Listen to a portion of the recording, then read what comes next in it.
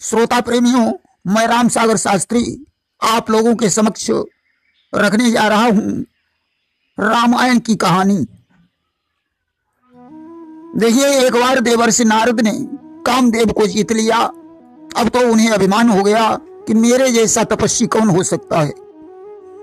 भगवान ने उनके अभिमान को नष्ट करने के लिए अपनी माया के द्वारा एक नगर की रचना कर दी, जिसमें राजा शीलनिधि अपनी पुत्री विश्वमोहिनी का स्वयंवर कर रहा था। नारद ने उस कन्या को प्राप्त करने के लिए भगवान विष्णु से स्वरूप मांगा। उन्होंने बंदर का रूप दे दिया। स्वयंवर में भगवान शंकर के दो गण नारद की हंसी करने लगे। भगवान राजकुमार बनकर गए। विश्वमोहिनी से माला डलवाकर उसे अपने साथ में लेकर चले गए।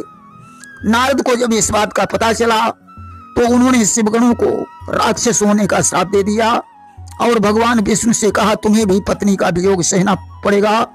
तुमने मुझे बंदर का रूप दिया है, इसलिए बंदर ही तुम्हारी सहायता करेंगे। वही शिवगण रावण और कुंभकर्ण हुए, जिनके अत्याचार से पृथ्वी दुखी होकर धेनु रूप में ब्रह्मा जी के यहाँ जाकर रोई। आज तो भगवान शंकर के सहित सभी देवताओं ने करुणा भरी पुकार की कि पृथ्वी नाथ तुम्हारी पृथ्वी पर है हाहाकार।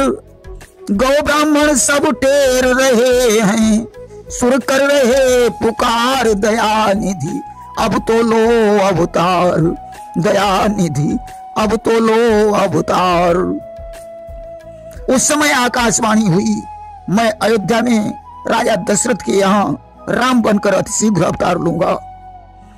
और ब्रह्मा ने कहा, बधाई है भगवान अवध में आएंगे। सुर बोले, उनकी सेवा में हम बानर बनकर जाएंगे।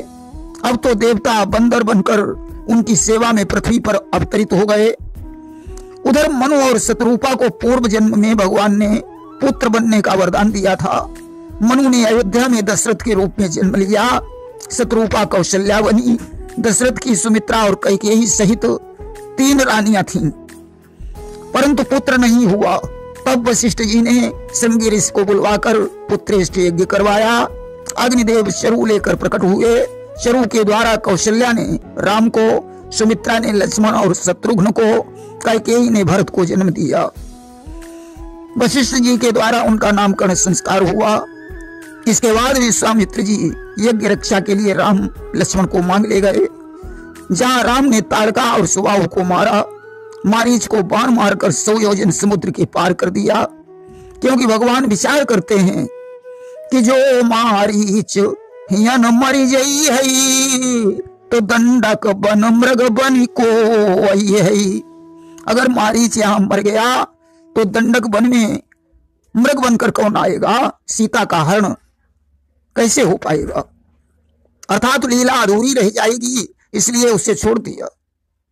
इसके बाद धनुष यज्ञ में विश्वामित्र राम लक्ष्मण को ले गए, जहां राम ने शिव धनुष का खंडन किया। सीता जी ने राम के गले में जयमाला डाल दी कि गावहीं छवि अब लोक सहेली, असिय जयमाल राम उर्मिली। दूतों को भेजकर अयोध्या से बारात बुलवाई गई। राम का विवाह सीता से, लक्ष्मण का उर्मिला से, भरत का मांडवी से, शत्रुघ्न का श्रुतकीर्ति से विवाह हो गया। कुछ समय के पश्चात राम के राज्याभिषेक की तैयारी हुई। मंत्रा ने कैकेयी को भड़का दिया कि रानी, महाराज की चालाकी को तुम नहीं जानती हो। उन्होंने भरत शत्रुघ्न को ननिहाल में भेज दिया और राम को राजा बना रहे हैं। इसलिए तुम आज कोप भवन में जाकर लेट जाओ। महाराज दशरथ तुम्हें मनाने आए तो उनसे कह देना कि कहना 2 वचन मांगती हूँ। राजा श्री भरत लाल जी हो, 14 वर्षों को रामचंद्र तपसी बनकर वनवासी हो। उनसे 2 वचन मांगना, एक में भरत को राजगद्दी और दूसरे में राम को 14 वर्ष का वनवास। आज कैकेयी ने ऐसा ही किया। आज तो राम, लक्ष्मण और सीता ने वन को प्रस्थान किया। केवट से नाव मंगाकर गंगा पार हुए। भरद्वाज वाल्मीकि आदि ऋषियों से मिलकर चित्रकूट में निवास करने लगे। इधर दशरथ की मृत्यु हो गई। भरत जी ननिहाल से लौटे। दशरथ का अंतिम संस्कार होने के पश्चात भरत जी को सिंहासन पर बैठने के लिए कहा गया, परंतु उन्होंने रघुकुल की मर्यादा को कायम रखते हुए राम को वापस लाने का विचार किया। चित्रकूट में राम और भरत का मिलन हुआ। राम ने खड़ाऊ प्रदान करके भरत को वापस कर दिया। भरत जी ने राम की खड़ाऊ सिंहासन पर रख दी और नंदग्राम में योगी बनकर तपस्या करने लगे। अब एक बार चुनी कुसुम सुहाए, निज कर भूषण राम बनाए। एक बार प्रभु श्री राम ने माता सीता का अपने हाथों से फूलों द्वारा श्रृंगार किया। इंद्र के पुत्र जयंत ने कौवा बनकर सीता के ऊपर चोंच का प्रहार कर दिया। भगवान ने सीख का बाण छोड़ दिया। उसे तीनों लोकों में शरण नहीं मिली कि काहू बैठन कहा न ओही, और राखी को सकई राम कहे द्रोही। जयंत भगवान की शरण में आया। भगवान ने उसकी एक आंख फोड़ दी। इसके पश्चात अत्रि के आश्रम पर सीता और अनसुईया की भेंट हुई। अनसुईया ने सीता को नारी धर्म की शिक्षा प्रदान की। सुतीक्षण से भेंट करने के पश्चात राम ने पंचवटी में निवास किया, जहां रावण की बहन शूर्पणखा राम को देखकर मोहित हो गई और रुचिर रूप धरी प्रभु ढींग जाई, अब बोली बचन बहुत मुस्काई। उसने राम से विवाह करने को कहा। राम ने उसे लक्ष्मण के पास भेजा। लक्ष्मण ने उसके नाक और कान काट लिए। उसने खरदूषण से शिकायत की। 14 सहस्त्र निशाचरों को लेकर खरदूषण ने राम पर चढ़ाई कर दी। भगवान ने सेना सहित सभी को मार डाला। तब शूर्पणखा रावण के दरबार में पहुंचकर कहने लगी कि पड़ जाए इस राज पर और ताज पर खाक, तेरे होते कट गई आज बहन की नाक। रावण ने मारीच को सोने का हिरण बनाया और स्वयं साधु का वेश धारण करके सीता का हरण कर लिया। गीधराज जटायु ने रावण से युद्ध किया, परंतु आहत हो गया। रावण ने सीता को अशोक वाटिका में ठहराकर 10,000 निशाचरियों का पहरा बैठा दिया।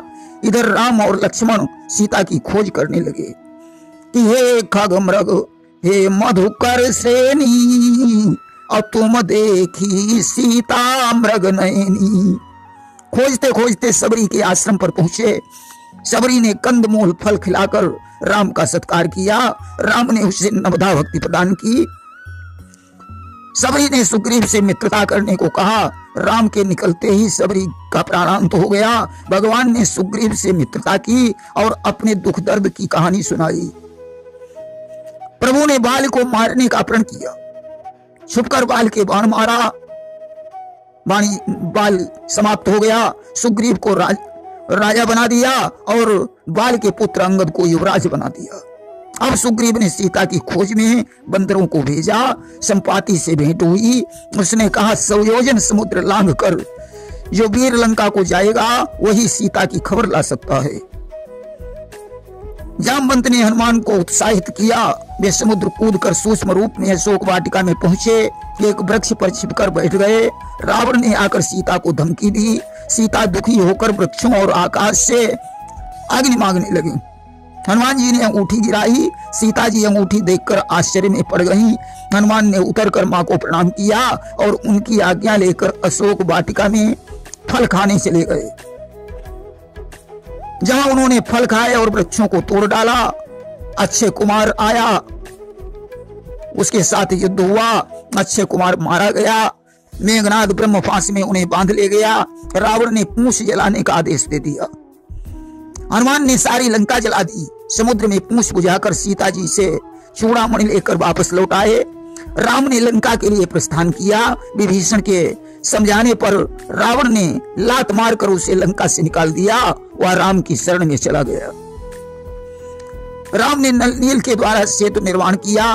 अंगद को संधि हेतु लंका में भेजा, परंतु रावण जब नहीं माना तो राम ने लंका पर चढ़ाई कर दी। लक्ष्मण मेघनाद का युद्ध हुआ। इबीर घातिनी छाड़े से सांगी अतेज पुंज लक्ष्मण उर लागी। मेघनाद के शक्तिबाण से लक्ष्मण मूर्छित हो गए। हनुमान जी संजीवनी बूटी ले आए, लक्ष्मण के प्राणों की रक्षा हुई। कुंभकर्ण राम के हाथों से मारा गया। लक्ष्मण ने मेघनाद का वध किया। अंत में राम के हाथों से रावण भी मारा गया। कि कतिस बाण छोड़ी रघुबीरा और तब मारे रावण रणधीरा। भगवान ने सीता की अग्नि परीक्षा ली और अयोध्या लौटे। हनुमान जी ने ब्राह्मण बनकर राम के आने की खबर बताई। भरत जी प्रसन्न हुए। राम का राज्याभिषेक हुआ कि राम राज बैठे त्रैलोका, हर्षित भये गए सब शोका। राज तिलक के बाद धोबी के कहने पर राम ने सीता को वन भिजवा दिया, जहां वाल्मीकि के आश्रम पर लवकुश का जन्म हुआ। इधर प्रभु श्री राम ने अश्वमेध यज्ञ किया। लवणासुर शत्रुघ्न के द्वारा मारा गया। इसके बाद दिग्विजयी घोड़े को लवकुश ने पकड़ा। राम के सारे योद्धा लवकुश से परास्त हो गए। अंत में स्वयं श्री राम युद्ध करने के लिए गए। दोनों तरफ ब्रह्मास्त्र खिंच गए। वाल्मीकि जी ने आकर शांत कर दिया। राम का परिचय बताया। पिता पुत्र का मिलन हुआ। लवकुश के सहित राम अयोध्या आए। बाद में लक्ष्मण के द्वारा सीता जी को भी बुलवाया। चारों सिंहासनों पर चारों भाई आसीन हो गए कि चारों भाई आसीन हुए, ज्यों ही चारों मंचों पर हैं।